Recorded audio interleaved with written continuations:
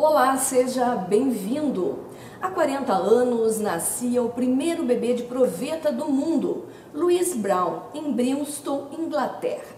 6 anos depois, a primeira fertilização in vitro da América Latina, que aconteceu aqui no Brasil. Em outubro de 84, nascia Ana Paula Caldeira. Operação realizada pelo médico Milton Nakamura, falecido em 97.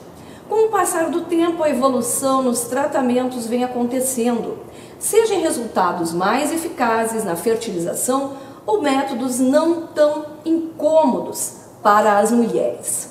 No Brasil, em 2016, 66.597 embriões foram congelados nas clínicas de reprodução humana assistida, o dobro registrado em 2012. Segundo a Anvisa, foram realizados 37.790 procedimentos de estímulo para a produção de óvulos por mulheres que querem passar por esse tipo de procedimento. No mesmo período, 67.292 embriões foram transferidos para dar início à gravidez.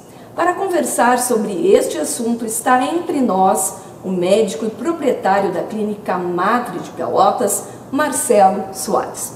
Marcelo, eu queria te agradecer muito por a tua estada aqui, que és uma pessoa muito ocupada. A gente já tentou várias vezes, mas hoje estás entre nós. Hoje estás entre nós, realmente. Queria te agradecer muito e dizer, que tens também um currículo bem interessante, né? Tu és formado aqui em Pelotas, em ginecologia e obstetrícia, especialista em ginecologia e obstetrícia pelo Grupo Hospitalar Conceição, né, o Hospital Fêmea em Porto Alegre, e especializado em reprodução humana também no mesmo hospital. Da onde que vem o gosto pela medicina? Para a gente já começar a saber um pouquinho de ti. Isso é uma coisa de criança, assim. Eu acho que a gente nasce com essas coisas, assim. Eu fiz outras graduações, análise de sistemas, e trabalhei na área de administração também, depois de me formar, mas não me encontrava, assim, era difícil. Eu acho que a vida acaba levando a gente. Eu sou uma pessoa realizada com o que faço e não me vejo, assim, de forma alguma fazendo outra coisa.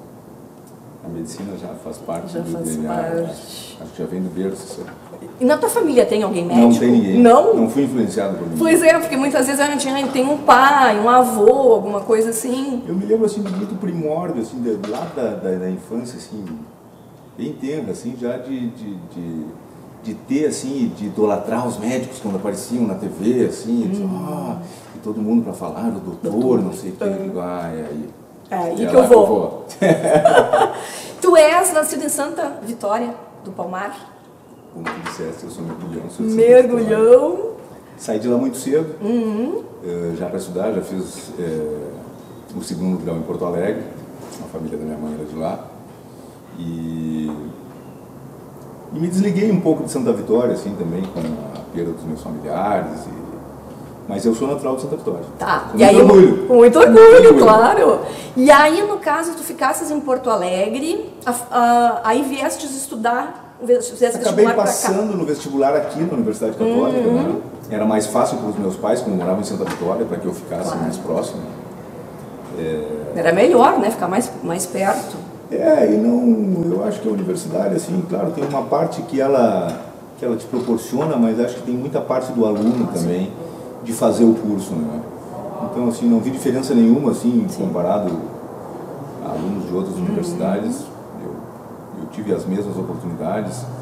Então, assim, é também um orgulho ter me formado na Católica de Pelotas, uma faculdade antiga aqui. Nossa, né? Conhecida. E por muito tempo renomada, na verdade, né? Sim. Não sei como é que anda atualmente a classificação do MEC, mas antigamente era bem falada, vamos dizer assim. Sim. E sou graduado aqui. Depois eu voltei de Porto Alegre para fazer a graduação e depois voltei para Porto Alegre para fazer a especialidade, né? Fui para fazer ginecologia e obstetrícia no fêmea e acabei ficando para fazer reprodução. E daí da onde a escolha por essa especialização? Por que ginecologia e obstetrícia? Eu conto uma historinha triste, assim, ó. Eu escolhi trabalhar com a vida, na verdade, né? Tive uma experiência uma vez dentro da Santa Casa de Porto Alegre, no Hospital Santo Antônio, de me deparar com uma ala de crianças com câncer. Aquilo mudou a minha vida. Aquilo me fez definitivamente ter certeza do que eu queria. E eu sabia que eu não queria trabalhar com a morte. Eu sabia que eu não queria trabalhar com aquele tipo de doença. Então, assim, foi uma opção. Aquele dia que eu me vi naquela situação dentro da Santa Casa, eu tive a certeza que eu trabalharia com a vida. Não vou dizer que a vida não me levou um pouco para esse lado. Me levou. Eu acho que surgiram oportunidades para que eu acabasse fazendo esse tipo de especialidade. Mas eu vou te dizer, assim, acho que me conduziu por um caminho já trilhado e eu sou realizado no que faço. Que é o principal, né? A gente trabalhar, ainda mais medicina, que exige da pessoa 24 horas. E ela acaba se tornando a tua vida, Sim. na verdade, né? Então tu acaba introjetando aquilo no teu dia a dia, no teu cotidiano, e aquilo tu é absorvido por aquilo, né? É diferente das outras. Eu entendo que também outras áreas de atuação sejam tão desgastantes quanto a medicina, mas a medicina, o limite entre a tua vida privada e a vida do médico é muito tênue, e isso acaba se confundindo. Eu, sinceramente, eu não deixo, como alguns colegas falam, de ser médico quando eu vou para casa, tu entende? Claro. Então, assim, tu acaba ficando médico 24 horas. Sim. Eu estava até falando contigo antes de começar o programa, que é meio parecido com um jornalista. Porque se acontecer alguma coisa de madrugada, né, não tem dia, não tem hora, é o que eu digo para as minhas pacientes. Tem que chamar, não tem dia, não tem hora. Né? Tem que chamar e tá pronto. A qualquer momento tá pronto. Tá pronto, né? Exato.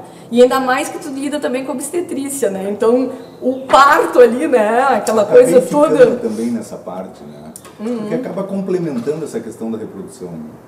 O trabalho, eu me envolvo muito com os meus pacientes, assim. Tu acaba participando de um projeto onde é uma realização de vida, as pessoas querem aquele objetivo de, sei lá, se casam, tem aqueles primeiros objetivos, quero construir uma casa, quero estar estável na minha vida profissional, e logo em seguida bate a vontade de ser mãe, ser pai e ter filhos, né? Então, quando este projeto nasce, quando esse projeto chega à minha frente, parece que quando os pacientes, quando eles são provenientes de outro médico, obrigatoriamente eles voltam para o seu médico de origem. Tá. Mas quando eles chegam na minha clínica, por indicação de outro paciente, que eles não têm um médico que indicou eles irem para lá, então a gente acaba se apegando com isso. Então, assim, tu olha um embrião, que é uma célula, são poucas células ali, mas depois tu tem a oportunidade de concretizar isso e ver a pessoa formada. Então isso é muito gratificante. E tu acaba participando da vida, da história, né? Porque eu acredito que tudo seja muito sofrido. Até começar já a falar nessa parte da reprodução, da tua clínica e tudo. Houve esse aumento, inclusive quando eu iniciei o programa, né? Dizendo desse aumento do número de embriões congelados.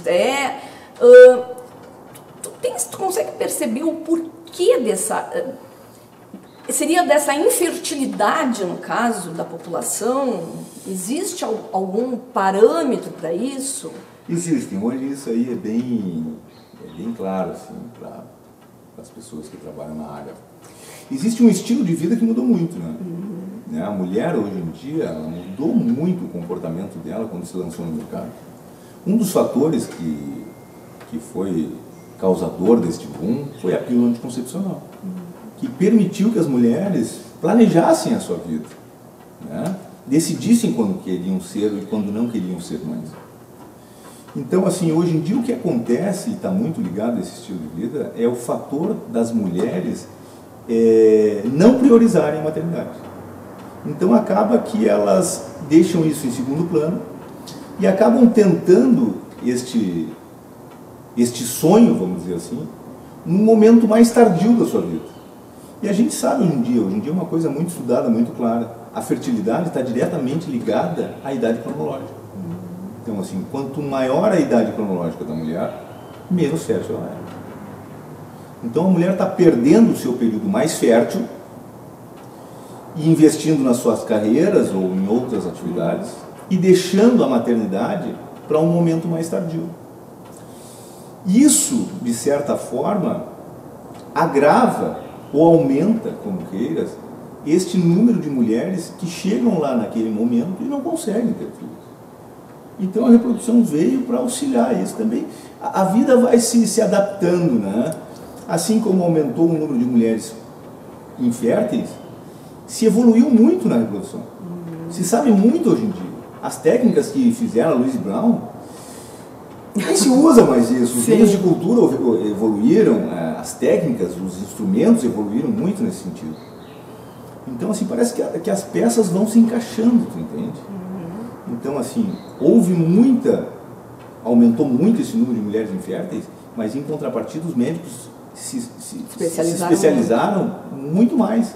E hoje o que era tanto é que o evento da Louise Brown foi um boom, assim, uma coisa de outro mundo quando se anunciou esse fato. Sim.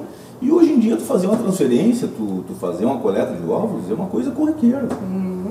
Então, sim, tanto que até hoje ela é acompanhada, né? De vez em quando aparece, ela fez tantos anos, ela fez tantos anos. Ela é um marco, né? Sim. Ela é um marco. Claro, claro.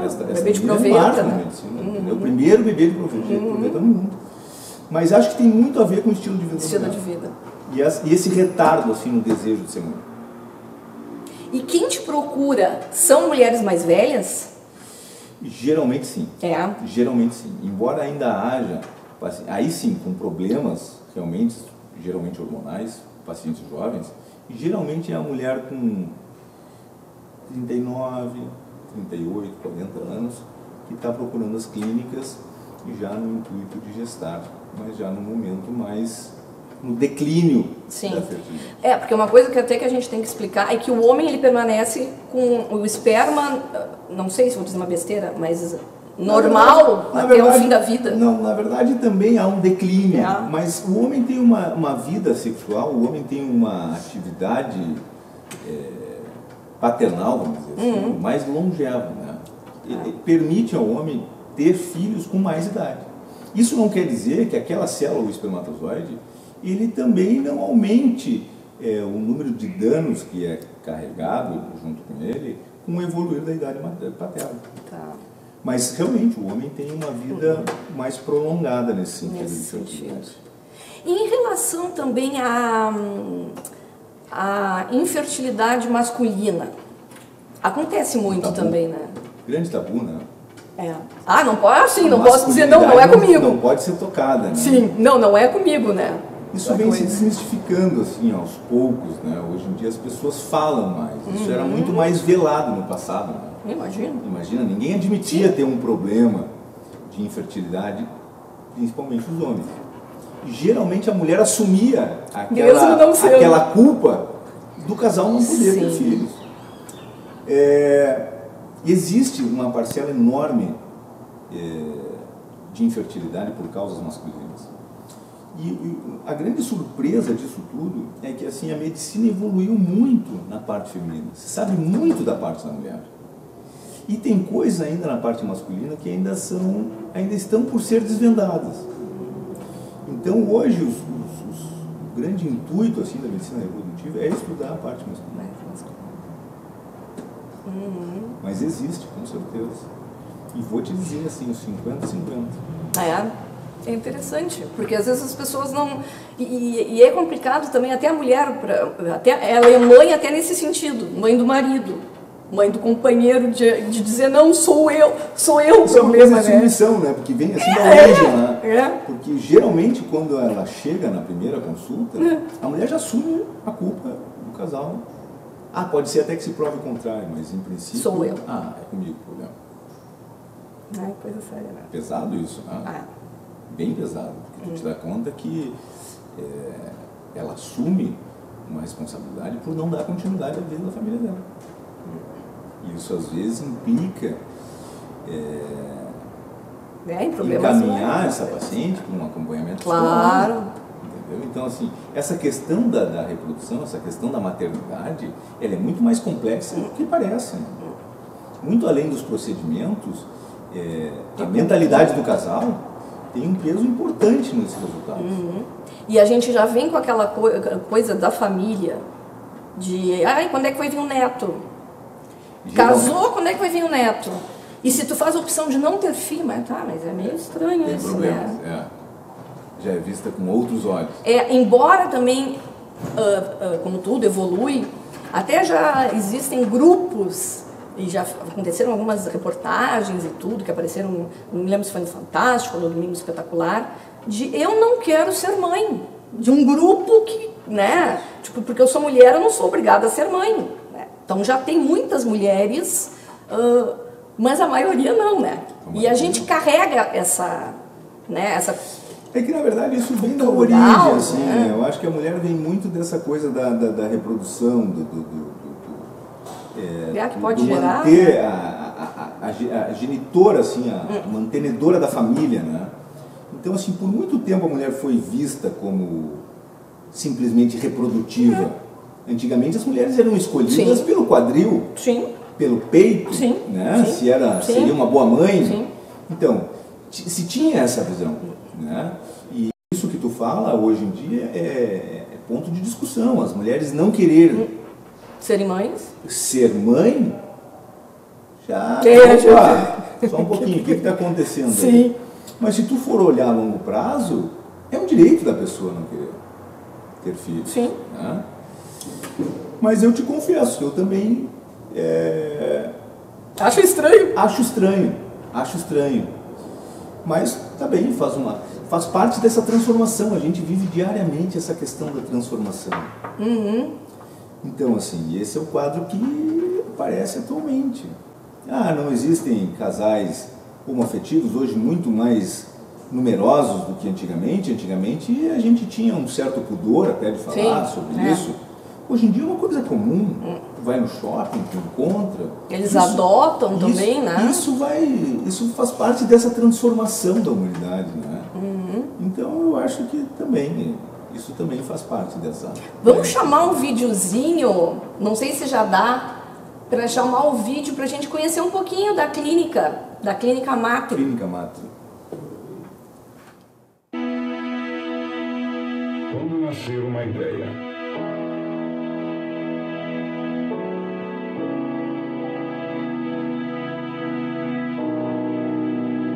e você criar mil expectativas,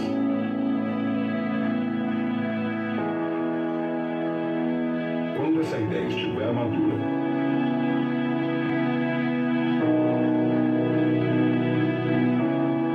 ou você se perguntar se era isso mesmo que queria,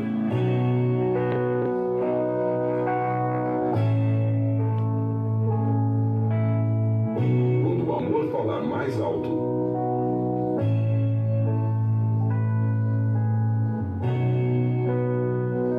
dúvidas e certezas virarem um só pensamento.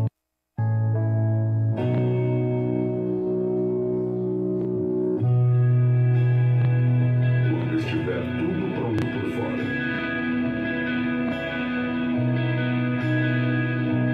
e diferente por dentro,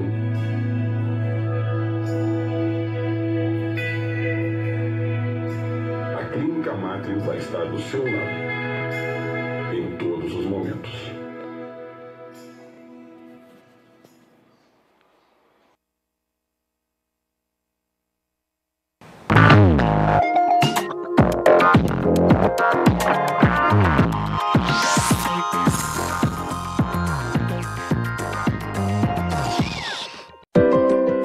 Se você tem dívidas com o município, chegou a oportunidade de colocá-las em dia. Vem aí o Refispel. A partir do dia 21 de maio, você terá 100% de desconto em juros e multas se pagar em cota única ou poderá parcelar em até 120 vezes. Procure a Secretaria da Fazenda e negocie suas contas atrasadas. O Refispel é bom para você e para a cidade. Prefeitura de Pelotas. Vamos compartilhar a cidade. Vamos falar sobre desenvolvimento? Mesmo nos momentos mais difíceis, quando decisões duras tiveram que ser tomadas, o governo do estado olhava lá adiante. Mais do que arrumar a casa, plantamos as sementes de um amanhã melhor. Quer alguns exemplos? Já recuperamos 2.600 quilômetros de estradas por todo o Rio Grande. No campo, 230 mil agricultores são beneficiados pela rede de apoio à produção primária.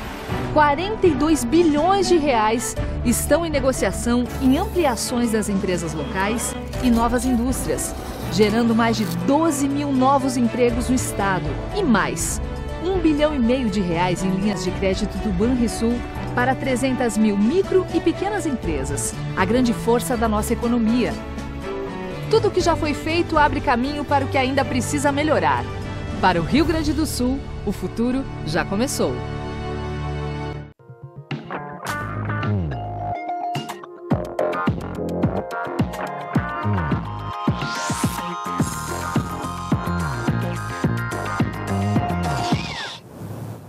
A gente então terminou o primeiro bloco, né? Hoje, quinta-feira, que a gente está ao vivo no programa Entre Nós, pelo canal 23 da NET, 20 da Blue e ao mesmo tempo pelo site conecta.tv.br, que vai aparecer, ó, tá aparecendo ali, que você pode nos assistir onde estiver, pelo celular, tablet, notebook, e estamos conversando sobre reprodução humana com o médico Marcelo Soares e terminamos, né, o programa mostrando a Clínica Macri, onde ele é proprietário e realmente não tem como não se apegar à história daquele casal que chega para ti, que de repente tentou normalmente, naturalmente, muitas e muitas vezes, que muitas vezes também eu acredito que não consiga, eu não sei se isso, é bem leiga, que não consegue segurar o nenê também, eu não sei se tem a ver. Isso é uma patologia, na verdade, né? Pós-gestacional. A reprodução humana ela vai até o momento do diagnóstico de gestação. A partir dali o obstetra assume a paciente. Né? Tá. Então isso é um problema, não? Realmente isso é um problema que acaba com esse desfecho a paciente acaba não podendo ter filhos, ou há uma intervenção do médico para que isso aconteça. Mas a reprodução humana se limita até o momento do beta-HCG positivo. Tá, então nos explica agora o que consiste a reprodução, existem quantos tipos, verdade, o mais popular que tu puder. Na verdade, assim, falando em termos de reprodução humana, existem tratamentos, que eu acho que é isso que a gente está falando, isso, de alta e baixa complexidade. Isso é uma coisa importante de se falar.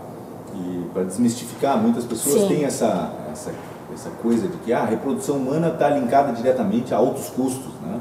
Isso. Na verdade não, depende do tipo de tratamento que vai se lançar mão para atender a demanda daquela paciente. Na verdade, assim, se eu fizer um coito programado, que eu chamo, que é uma entidade de tratamento, que tu controla o ciclo da paciente, ela vai ter relações com seu parceiro em casa, eu estou fazendo uma intervenção de reprodução a um baixo custo. Tá? Então, assim, desde o coito programado até uma inseminação, onde eu uso todo o aparelho reprodutivo da paciente, vou fazer um preparado do esperma do marido, muito indicado quando tem uma baixa no número de espermatozoides. Também é outro tratamento de baixa complexidade. A reprodução humana, ela onera quando a gente lança a mão do laboratório de reprodução, que é onde eu manipulo células. Então, assim, uma coisa muito mais complexa. Eu pego a célula reprodutiva feminina, o óvulo, pego a reprodutiva masculina, o espermatozoide, e vou fazer esta união dos dois dentro do laboratório. Então, esse laboratório, sim, é um laboratório especializado, um embriologista, uma pessoa altamente treinada para fazer isso. Isso é que onera o procedimento. Mas este procedimento está indicado apenas para pacientes obstrução tubária, enfim, quando tu indica este procedimento, porque só pode porque a gente só tem este recurso, entendeu? Então, assim, este sim é um tratamento de alta complexidade, chamado por nós. Tá. Os demais são tratamentos de baixa complexidade e automaticamente de baixo custo.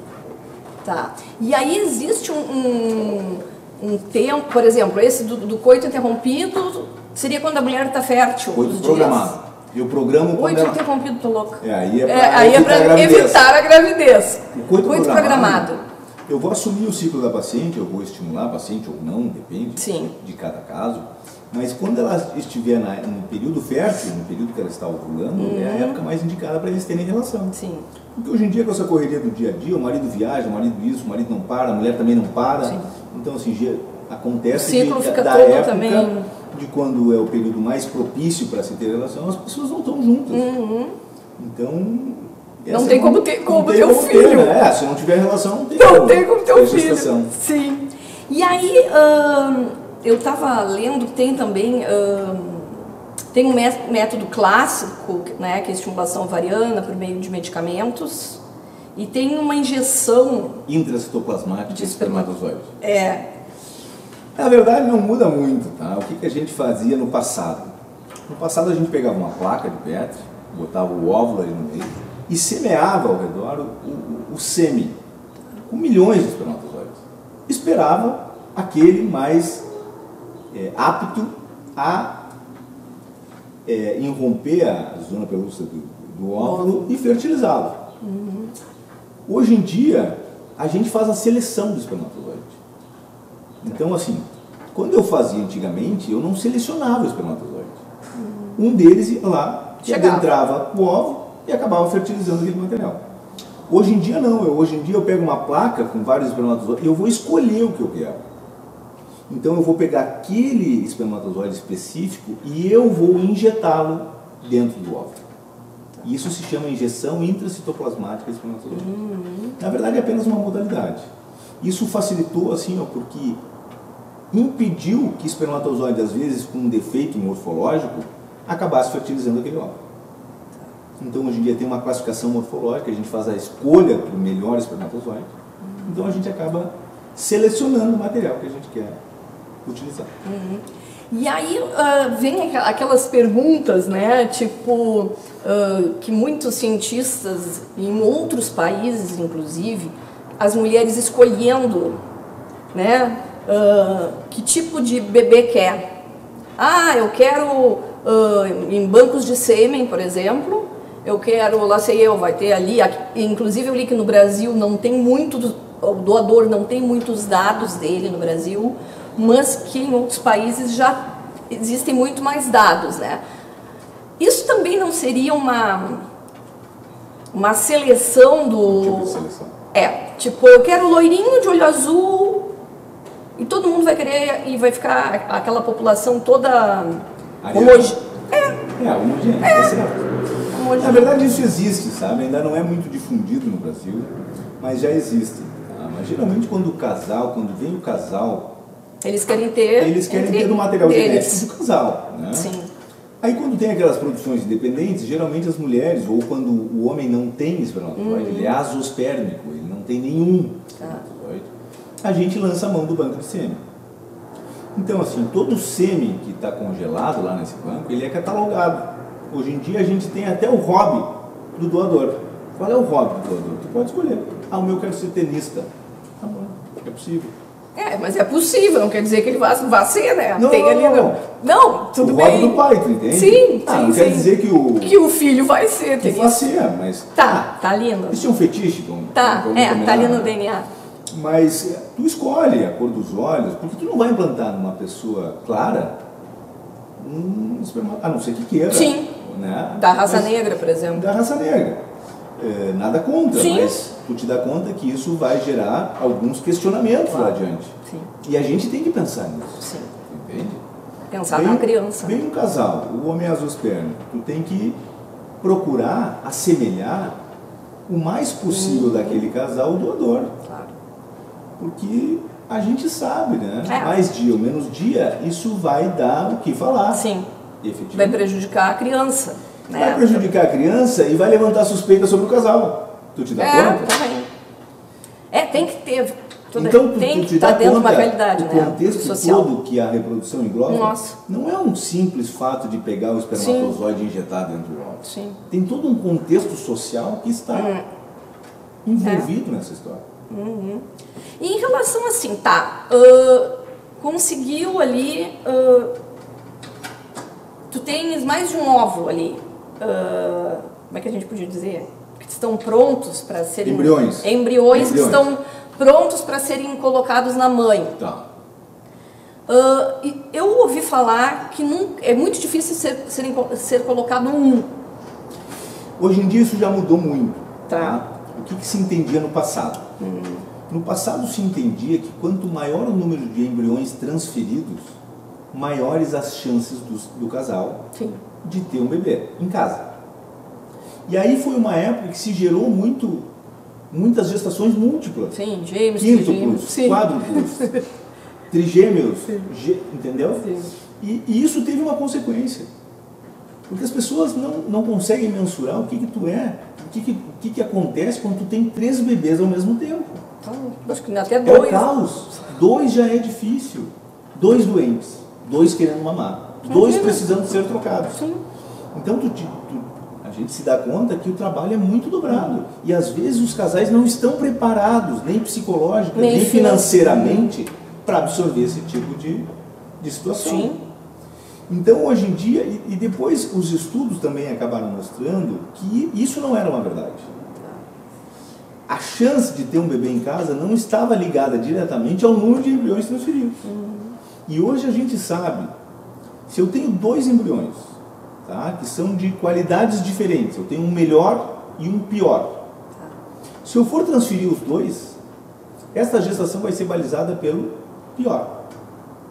Vai puxar para baixo. Então hoje em dia qual é a tendência? A tendência é transferir, se eu tenho um bom embrião, é transferir um bom embrião. Mas existe uma classificação, até pela Anvisa, de números de embriões. Tá. Até 39 anos eu posso transferir 3, transferir 1 de 39 a 40, 2 e acima de 40. Mas... E quais são agora que a gente estava falando, até porque geralmente, também, não é geralmente, mas muitas mulheres são porque atrasaram esse projeto de vida de ser mãe. Até que idade? Existe uma idade limite para fazer uma inseminação? O que existe é uma reserva ovariana disponível, que eu preciso de óvulos. Tá. Para fazer um embrião com o material genético daquela mulher. Tá. Isso não impede que esta mulher receba um embrião de outro casal dentro do seu útero. Tá. Ela pode gestar com 50 anos, a mulher tem 50 anos. Esta mulher não pode ter filhos dela com o material genético dela, pois muito provavelmente não terá mais reserva, não terá mais óvulos. Mas isso não impede que esta mulher receba um embrião de outro casal e tenha uma gestação. E existe essa disponibilidade? Aqui em Pelotas, por exemplo? Já houveram casos, deve ter acompanhado, da mãe gestar o filho, o embrião da filha. Sim. Entende? Sim. Eu nunca tive um caso desse aqui, porque quando isso acontece, tu tem que pedir uma liberação no CREMERS para te poder fazer esse procedimento. Tá. Isso não é assim. Assim, a moda louca. A moda louca, né? Então a gente tem que pedir uma liberação, tem que pedir um aval do conselho que te permita fazer esse tipo de procedimento. Tá. Então não é uma coisa muito comum. Né? Tá. E aí o que acontece, por exemplo? A mulher foi ali e conseguiu ter 3 embriões. Certo. 3 embriões, né? Embriões. Tá, tem 3. Mas aí ela não botou o primeiro. Não deu. Não deu. Não, deu. Tá. O que acontece com os outros 2? É uma opção do casal. Tá, pois é. É uma opção do casal. Tu pode mantê-los congelados. Tá. Tipo, hoje não tem um limite de prazo. De quanto tempo? Não tem. A gente já tem descongelado material com muito tempo de congelamento. Anos? Anos. Eles estão íntegros. Então não tem um prazo de validade para isso. Tá. Ou tu pode descartar os embriões que são doados para pesquisa. E doar tu não pode. Que agora que tu veio com essa pergunta, desse negócio, né? Aí me veio, tá, eu tenho 2 lá e eu quero doar. Não pode. Na verdade o que existe na legislação é a doação de óvulos, não de embriões. Tá. Eu tô bem de curiosa aqui, né? Fazendo perguntas até que as pessoas... Eu espero estar falando bem numa linguagem bem fácil. Claro, porque às vezes a pessoa está perguntando, né? A gente falou, a mulher, né, não tem mais o óvulo, não pode pegar... Na verdade, o que existe na norma, na legislação brasileira, é a doação já estabelecida, a doação de óvulo, na verdade, não de embrião. Não de embrião. Tá. Porque já está ali... Quando tu tem um embrião, tu já tem um material genético do pai e da mãe, Sim. tu já tem uma vida formada. Tu já tem a fusão da célula germinativa feminina e da masculina. E o óvulo não. Por exemplo, se a mulher não tem uma reserva ovariana, já não tem mais óvulos, acabaram. Sim. Não tem mais recurso. E o homem está fértil. E aquele casal deseja gestar. Tá. Tu lança mão de uma doação de óvulos. Tá. Então, tu vai fazer uma fertilização daquele homem, do casal, com o óvulo doado. Então, na verdade, este casal vai ter um filho com 50% da genética do casal, que é do pai. Sim. Mas não terá nada da mãe. Até nisso é importante que se observe também as características físicas.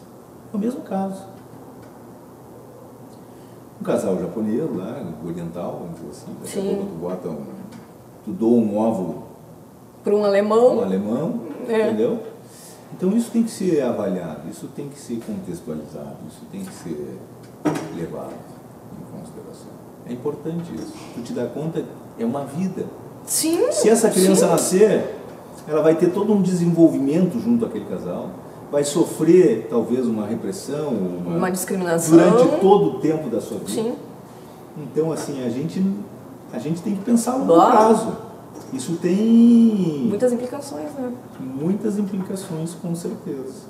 Aí a criança vai para a escola, aí um coleguinha já dá uma piada, já cria um clima ruim, acabam falando... Aí para explicar também é meio... É difícil. É difícil.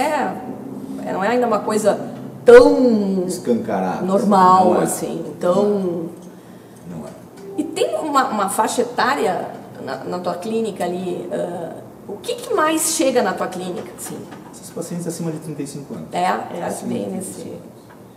Geralmente, tem algum caso que outro. Há pouco tempo eu recebi uma paciente com 28 anos com uma falência ovariana precoce. Uma coisa que ela nem imaginava. Jovem.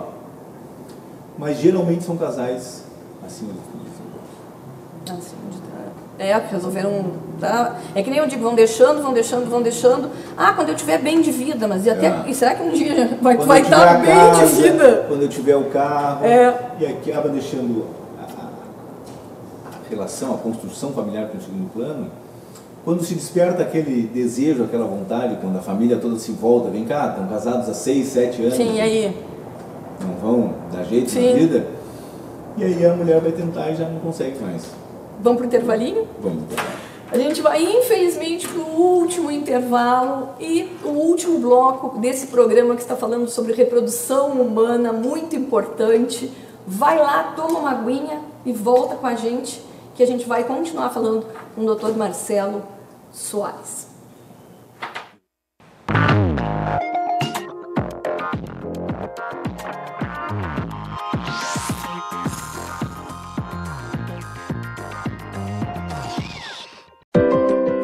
Se você tem dívidas com o município, chegou a oportunidade de colocá-las em dia. Vem aí o Refispel.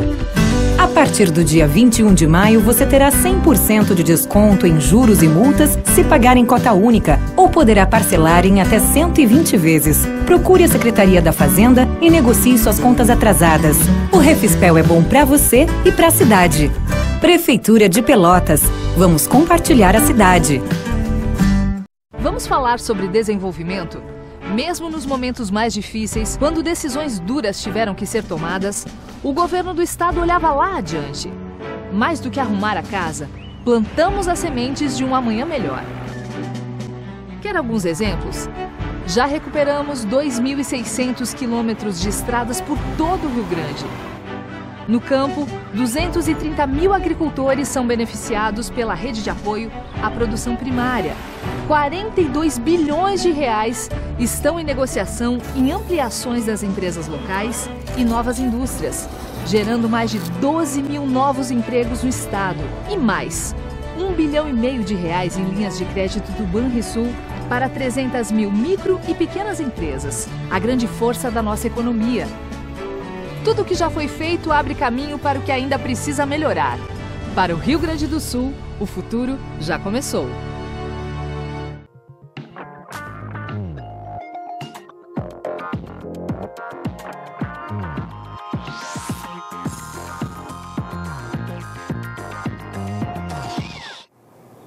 Voltamos ao vivo com o programa Entre Nós, que está falando hoje sobre inseminação artificial, reprodução humana, e estamos tirando dúvidas. Eu estou aqui meio num interrogatório, né, em vez de uma entrevista, perguntando todas as possibilidades para a gente saber, né, com o doutor, o que a gente pode fazer, o que você pode fazer, que está querendo ter um filho, está pensando, né? E no intervalo a gente conversava. Na clínica, vocês têm uma equipe multidisciplinar. Na verdade, quando tu aborda esses casais, geralmente não é um fator. Às vezes tu identifica assim, um fator isolado que esteja provocando aquele comprometimento na fertilização. Mas muitas vezes tu precisa de outros profissionais envolvidos nisso. Psicólogo, nutricionista, toda a parte da enfermagem também é importante para orientar a aplicação das medicações, como é que faz. Às vezes a paciente é um pouco insegura em relação a se automedicar, então a gente disponibiliza isso também. Então toda a parte de acompanhamento ultrassonográfico que é feito. Então assim, é uma série de profissionais envolvidos naquele objetivo que é o beta-HCG positivo. E aí eu te pergunto assim, muitas pessoas falam, eu não sei se é aquela coisa de crendices ou ditados populares, que algumas mulheres não engravidam pela própria cobrança do psicológico. Isso se consegue saber ou é uma coisa meio, é dito popular mesmo? Não, Fernanda, isso é uma entidade bem descrita na literatura. Existe um fator psicológico que impede, acaba impedindo. A cobrança é tão grande em relação a isso, ou dela, ou de familiares. Ou do próprio marido. E acaba inviabilizando essa questão. Tanto é que existem vários casos na clínica de casais que estavam lá tentando há 5, 6 anos engravidar. Após orientação e encaminhamento ao psicólogo, a 3ª, 4ª consulta com o psicólogo conseguiram relaxar e aí engravidavam naturalmente. Então esse fator não é um dito popular. A gente pensa, né, que fica a cobrança, né? E existe também, deve existir muito desgaste, inclusive no casamento, por causa disso. Muitos já se separaram por causa disso. Exatamente. Muitos casais já ou porque a mulher não quer, ou porque ele não quer, ou porque não consegue. Não podem, exato. E é um plano de vida, de repente. Não tenho uma estatística, mas poderia te chutar assim pela experiência, que acho que o que mais motiva é a incapacidade de gerar um filho. As separações. E aí, claro, um pouco de imaturidade de um ou de outro, acaba não conseguindo suportar aquela situação e acaba acontecendo, às vezes, a separação do casal por este motivo e às vezes também eles nem chegam a tentar ir numa clínica, muitas vezes. Eu vou te dizer que na região aqui, o pessoal de Pelotas estava muito acostumado a ir para Porto Alegre, né? Sim, então, uma assim, referência, mas então, tem que se saber que aqui existe, né? Agora a gente está absorvendo bastante dessas pacientes na clínica de Porto Alegre. A gente tem uma parceria com a clínica ProSer em Porto Alegre.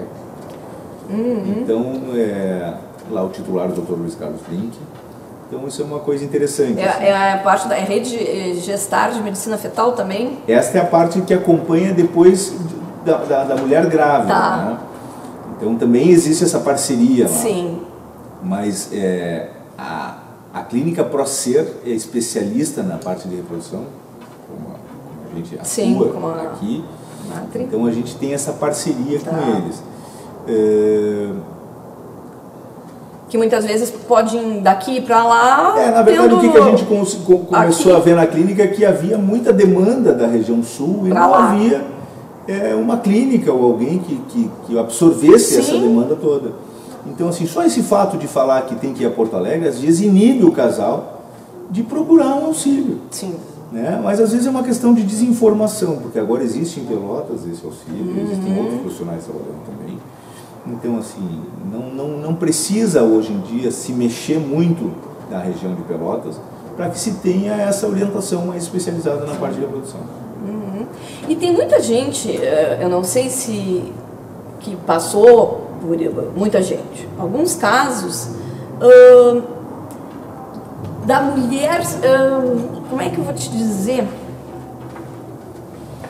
Eu não sei se é um sofrimento psicológico ou também algum tipo de tratamento é mais evasivo também, não sei se existe isso. Não sei se dolorido, alguma coisa assim.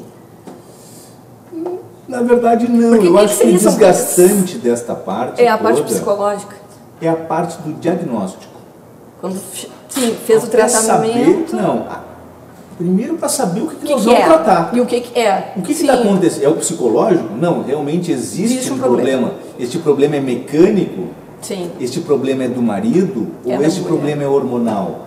Ou é dos dois? Ou pode ser até dos dois. Então, assim, eu acho que a parte mais desgastante para o casal é esse período onde não se sabe o que está acontecendo, que impede este casal de engravidar. Então, eu acho que é a parte mais demorada, assim. E geralmente a gente tem que avaliar esses setores. O fator masculino, um fator importante, fator hormonal da mulher e todo um fator mecânico, né? Que aí fala vagina, útero, trompas, ovário. Então tem todo um percurso que o espermatozoide precisa percorrer, que a gente tem que saber se esse percurso ele está liberado, ele está obstruído, como é que está essa situação. Então, assim, essa parte é desgastante. Depois de identificado o motivo que leva à impossibilidade desse casal de gestar, e o tratamento geralmente... E essa parte, Marcelo, demora muito tempo? Não dá para se ter mais uma média, assim? Eu vou te dizer assim que... Para saber, para descobrir qual é o problema? Às vezes tu atrasa um pouquinho, porque geralmente os exames hormonais, eles são pedidos no 5º dia do ciclo. Então, demora porque às vezes tu pega a mulher no final do ciclo, ela vai ter que esperar o próximo ciclo. Sim. Então, vou dizer que em média, assim, 30 dias para te ter todos os exames na mão e conseguir dar um diagnóstico. E aí, para efetivar o tratamento, depende também o que vai ser feito, depende né? muito quais os obstáculos que se tem. Mas geralmente, assim, tu vai fazer uma fertilização in vitro, da estimulação até a transferência, tem 28, 30 dias. É dentro do ciclo da mulher. O ciclo, geralmente, a média de dias do ciclo menstrual, ele varia de 28, 30 dias, é por aí. Então, dentro daquele ciclo, é propiciado o tratamento. E aí, em relação... Aí depois, tu tens o acompanhamento, por exemplo, a mulher ficou grávida. Se ela vem encaminhada de outro médico, ela obrigatoriamente retornará a este médico. E ele vai decidir o que vai fazer com ela. Eu não faço mais obstetrícia, vou te encaminhar para um obstetra. Não, eu faço obstetrícia, ele vai ficar com a paciente. Mas hoje a gente tem um número muito grande de pacientes que chegam lá por indicação. Sim. Eles pesquisaram na internet, algum amigo disse, eles ficaram sabendo por algum motivo e chegaram na clínica. Este paciente ele não tem vínculo com o obstetra. Então, às vezes, é este paciente que acaba ficando e completando todo o ciclo, até ganhar o neném. Aí tu acompanha todos. Aí eu acompanho, eu sou um privilegiado. Pois é, isso deve ser muito legal, né? É gratificante. Porque tu começa lá num projeto onde tu não tem nada. E tu acaba o projeto dando ao casal o filho, a vida, a pessoa em si. Tu te dá conta? É a materialização do sonho. Tem um peso. Nossa, muito importante, né? Tem um peso. E em relação também a essa parte psicológica, muitas vezes o que leva também ao acompanhamento, de repente, seria durante esse processo? Sim. Durante os primórdios lá do projeto, que a gente chama, a gente já identifica, geralmente as pacientes passam por uma primeira avaliação. Tá. Geralmente todas as pacientes que passam na clínica, que vão submeter algum tipo de tratamento, elas passam por uma avaliação. Tá. Então o psicólogo é que vai me dizer, esta paciente é uma candidata a fazer um acompanhamento, ela é candidata a fazer uma psicoterapia, essa paciente tem que ser acompanhada também durante a gestação. Então aí depende muito da avaliação do profissional. Mas existem sim várias pacientes, porque a gente há de se saber que o período gestacional é um período muito lábil, né? Onde os hormônios oscilam muito. Então é um período muito sensível da mulher. Então às vezes tem alguns traços de algumas alterações do humor que acabam se manifestando durante a gestação.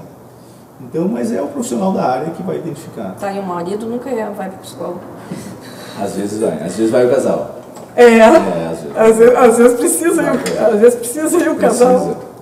Porque tu te dá conta que às vezes os casais estão lá em busca de um filho, mas eles não querem um filho. Eles querem substituir alguma outra falha do casal. Às vezes casais que estão em vias de separação arrumam um filho. Querem arrumar um filho. Não arruma um cachorro, arruma um filho. Porque tem gente que acha que o filho vai prender o casal. Na ilusão de que isso vai melhorar vai prender alguma coisa. E na verdade não. Então esse tipo de casal está contraindicado. Vocês já identificam. Está contraindicado o tratamento. Tá. Entende? Então tem que ter esse cuidado, né? Não, eles não estão querendo um filho. Sabe lá se vão cuidar dessa criança. Sim. Então assim, tu não pode ser a pessoa que vai desencadear uma aberração dessa. Claro. Né? Então não, vai tratar a cabeça, vai resolver o problema com a tua mulher, e aí se for o caso... Então... até porque tem muitas, de repente, mulheres que não têm condições de ser mãe. Com certeza. Com certeza. E isso é bem complicado, né? De chegar ali e, agora eu quero fazer, e aí? Porque às vezes as pessoas não têm a noção do que é ser pai, né? Não é um brinquedinho que tu desliga de noite e bota dentro do armário, e no outro dia de manhã tu abre o armário e assim, agora vamos ligar. Ou senão deixa um tempo sem ligar. Entende? É uma coisa para toda a vida. E as pessoas às vezes chegam lá despreparadas para esse momento. Não tem nem sequer a noção. E o estado psicológico em dia para suportar essa situação. Sim. Porque é uma outra pessoa dentro da tua residência. Daqui a pouco tu já está em guerra com teu marido, e aí tu vai botar um ser que não tem nada a ver com essa conversa, no meio dessa guerra. E essas pessoas, assim, geralmente, elas fizeram a inseminação, deu certo, elas voltam, ou elas geralmente ficam num filho? Tem algum caso de alguém que tenha voltado? Embora hoje em dia o objetivo diminuiu muito, né? Antigamente tu não vê mais as famílias hoje com 5, 6 filhos. Não tem mais. Não, até porque mesmo as mulheres trabalham, os homens também, tanto por também necessidade, e não vão ter tempo. Eu acho que muito disso é a questão financeira. Que claro. Antigamente era fácil. Criava um, criava dois, criava 5, 6. Exatamente. Entendeu? Mas hoje essa questão preocupa muito. Tu quer dar uma boa educação para o teu filho, tu quer dar uma boa roupa. Sim. Então, mas isso, infelizmente, ainda está na classe média para cima, né? Que tem uma educação, que recebe uma educação, que nem eu digo, os pobres, por não serem instruídos, não serem informados, geralmente... Falha do governo, às vezes. É falha do governo, né? Só não quiser. Por falha do governo, falha que muitas vezes por motivos mesmo de é melhor a gente deixar essas pessoas sem conhecimento, porque é mais fácil de manipular, né? Então, não chegam a ter esse... Inclusive, muitas vezes eu trago pessoas da saúde, inclusive já fiz reportagens fiz um programa na época na TVE, Mães Meninas, em Porto Alegre. Meninas de 10, 12, 15 anos, 17, com 3 filhos. E eu, mas vocês não se cuidaram? Nos cuidamos. Mas como? Antes de transar, eu dava a pílula para o meu marido e para mim. Tinha umas que introduziam na vagina, isso eu tenho tudo gravado. É a falta de informação, na verdade. Então é que nem eu digo, não adianta também chegar lá e distribuir sem explicar. Como é que usa a camisinha, como é que usa, né? E isso não é feito. Não é feito. Estamos muito atrasados. É um contrassenso, né? A medicina evoluiu muito. Num lado... E olha a tecnologia que é empregada hoje para a gente gerar Sim. uma criança, e a gente não faz o básico, né? A gente não consegue explicar como é que usa a pílula anticoncepção. Não. Então é realmente um contrassenso isso, mas isso fica para um outro momento. Não, mas aí é que eu falo também do desnivelamento da informação, né? Com certeza. E isso, eu não acredito que não seja, para mim é intencional, entendeu? De não chegar até aquela pessoa, de não, pelo que eu falei. E no caso, essas pessoas conseguiram ter uma instrução, uma informação, vão ter 1, 2 filhos no máximo, né? E aí vão procurar né, a clínica e conseguir... Mas retornam, retomando a tua pergunta, Pois é. Eles retornam, eles geralmente retornam. Geralmente hoje tem uma média de 2 filhos. De 2. Geralmente tem. Então muito legal. Há um número considerável de casais que acabam retornando aqui. E onde é que fica a tua clínica? Qual o endereço? Edifício Moinhos, sala 905. E atende... Horário comercial. Horário comercial. Segunda a sexta, sábado de manhã às vezes estou por lá. Quando tem estímulo a gente vira. Sim. Aí sábado, domingo, feriado, não interessa. Sim. Mas eu... 24 horas. 24 horas. A gente te agradece muito. Foi um prazer. Um prazer. Valeu ter esperado alguns programas, valeu ter esperado. E parabéns por ter escolhido essa missão, por teres esse dom, porque medicina também é um dom, né? É uma missão, é um dom mas pela vida. É gratificante, pela assim, vida. Só imagino. Então, realizado. quando tu começa do pequenininho ali e consegue ver ele depois materializado, pegar assim, deve ser maravilhoso. Foi um prazer. Prazer foi nosso e as portas aqui estão abertas para quando tu quiseres vir falar sobre esse assunto, sobre novidades na clínica. Muito obrigada. Fica todo disposto. Tá certo. E a gente agradece você que ficou aí do outro lado, tanto pela TV quanto pela internet. Esse programa ele é reprisado na nossa grade de programação, ele é postado no canal do YouTube, compartilhado nas redes sociais, então você não tem como não assistir. E o nosso próximo encontro ao vivo é quinta-feira que vem. Até lá.